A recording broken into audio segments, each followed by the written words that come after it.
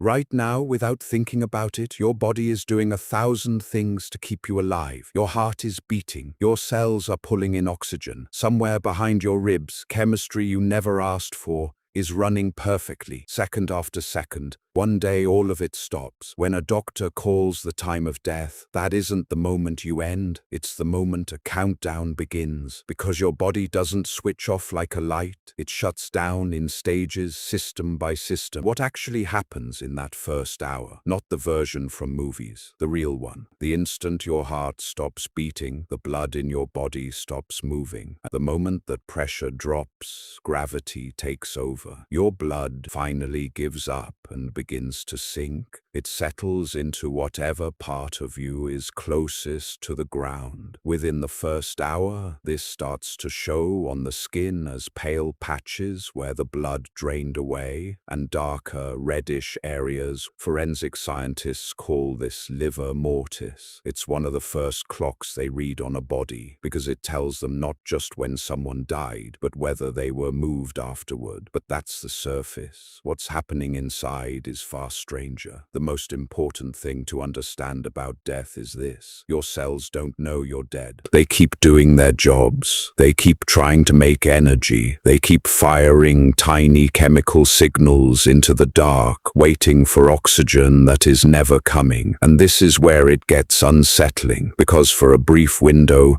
your brain may not be gone at all. In 2013, researchers at the University of Michigan were studying rats at the moment of cardiac arrest. What they expected was silence, a flat line, the brain going dark as its oxygen ran out. That's what everyone assumed happened. Instead, in the seconds after the heart stopped, the brain did the opposite. It surged, a burst of highly organized electrical activity, the kind normally linked to intense conscious awareness, spiking higher than in the normal waking state. For about 30 seconds, the dying brain lit up more than a living one. Then years later, something happened that no one planned. In 2022, doctors were monitoring the brain of an 87-year-old man with electrodes when he unexpectedly had a heart attack and died right there during the recording. For the first time in history, scientists accidentally captured the electrical activity of a human brain in the moments around death. And in the 30 seconds before and after his heart stopped, they saw the same kind of waves the brain produces during memory recall and dreaming. The researchers were careful. They said, "We cannot know for certain what he experienced," but they raised a possibility that is impossible to forget, that in the final moments the brain may replay memories, that the phrase "my life flashed before my eyes"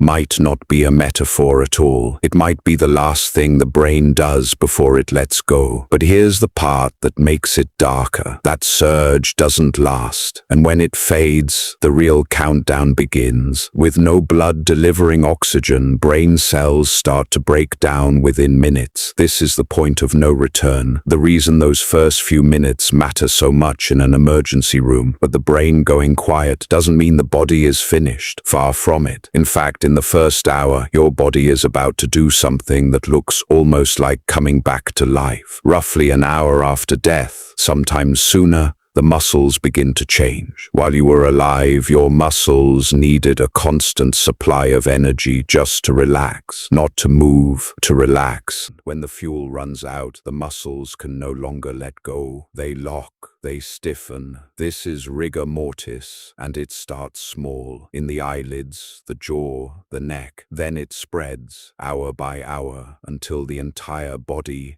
is rigid. To people throughout history who didn't understand it, this was terrifying. A body that had gone still, then hours later seemed to tense, to clench, to grip. It's not the person coming back. It's chemistry finishing its work in a body that no longer has anyone home. And it isn't the only thing that keeps moving. For decades, there were reports from mortuaries and battlefields that no one wanted to talk about. Bodies that twitched, fingers that moved. In 2023, a study finally documented what was happening at the cellular level. Researchers found that certain genes, tiny sets of instructions inside your cells, don't just keep working after death. Some of them actually ramp up. Genes involved in stress, in inflammation, even genes normally active in a developing embryo, switched on hours after the person had died. Instructions that were quiet your entire adult life wake up only after you're gone. Your body, in its final hours, briefly reaches back toward the very beginning. Scientists gave this a name. They call them zombie genes, not because anything is alive, but because the machinery of life, the individual pieces of you, doesn't get the message that the story is over. It keeps reading the script long after the theater has emptied. All of it is your own body, acting alone. But you were never actually alone. You are home to trillions of bacteria. Right now, inside you, there are more microbial cells than human ones. Your whole life, your immune system,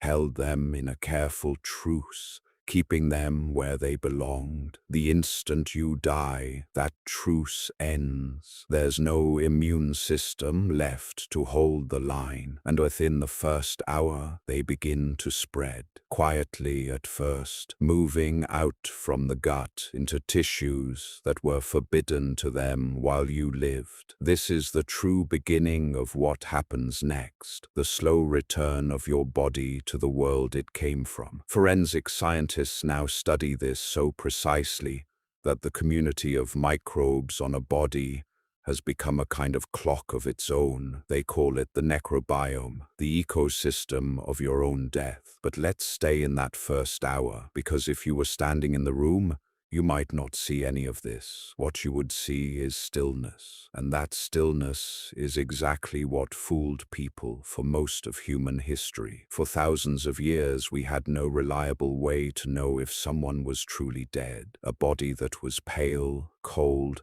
and still could be death. Or it could be deep unconsciousness, a coma, hypothermia, certain poisonings. Doctors held mirrors to the mouth to check for breath. They listened for a heartbeat they could easily miss, and sometimes they got it wrong. The fear of being declared dead too soon became so widespread that in the 1800s, inventors designed coffins with bells and breathing tubes so that anyone who woke up underground could signal the surface. We remember these as morbid curiosities, but they came from something real, from a time when that first hour after apparent death was genuinely uncertain, when the line between alive and gone was not a line at all, but a blur. And here's the strange thing. Modern science has made that line blurrier, not sharper, because we now know the heart stopping is not the end. The brain going quiet is not a single instant. Cells die on their own schedules. Genes wake up. Muscles move. For a while, there is no clean final switch. There is only a slow unwinding, a system that took a lifetime to build, coming apart, one piece at a time, each piece unaware of the others. We like to imagine death as a moment, a single second where a person crosses from here to gone. But your body doesn't experience it that way. Your body experiences it as a process, a long, quiet, astonishingly organized process where the last thing many of your cells do is try, with everything they have left, to keep going. And maybe that's the part worth sitting with, because this isn't really about death. It's about how badly every part of you wants to live.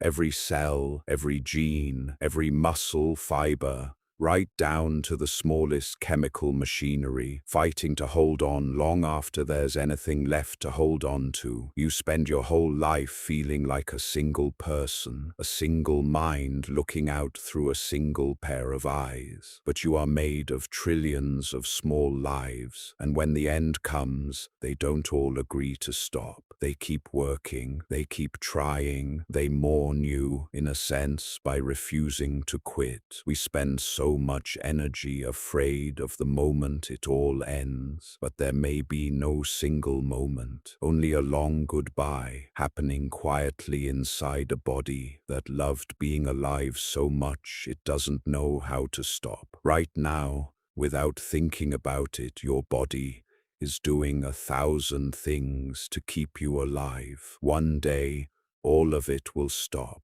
but not all at once, and not without a fight. And the strangest, most human thing about you is this: even at the very end, some small part of you will still be trying to make it to